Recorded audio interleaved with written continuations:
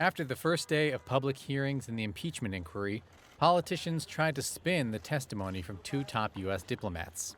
The devastating testimony corroborated evidence of bribery. The facts are squarely, strongly on the president's side. Predictably, reactions to the hours-long testimony of George Kent and Bill Taylor ran along party lines. But Ambassador Taylor did make some news when he told Congress that his staffer overheard the president on the phone with his ambassador to the EU discussing the investigations.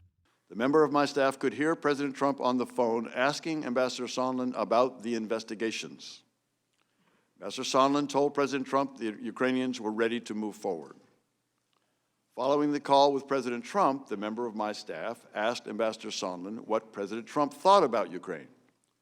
Ambassador Sondland responded that President Trump cares more about the investigations of Biden, which Giuliani was pressing for. The president denied having such a conversation. I don't recall. No, not at all. Not even a little bit.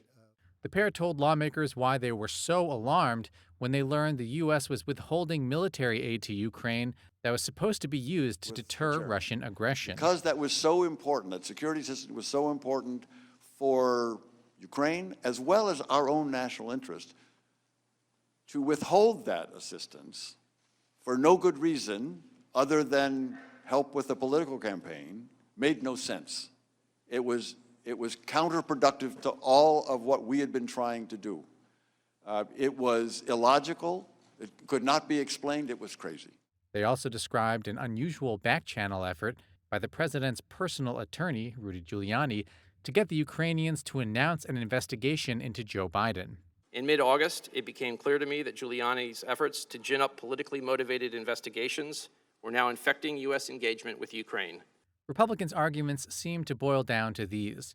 The allegations are hearsay, the aid was eventually released, plus the alleged extortion victim, Ukrainian President Volodymyr Zelensky, denied being extorted. You didn't listen on President Trump's call and President Zelensky's call? I did not. You've never talked with Chief of Staff Mulvaney? I never did. You never met the president? That's correct. He told Reuters there was no blackmail. He told the LA Times there was no pressure or blackmail from the United States. You would agree that if President Zelensky contradicted President Trump and said, of course I felt pressured. They were holding up $400 million in military assistance.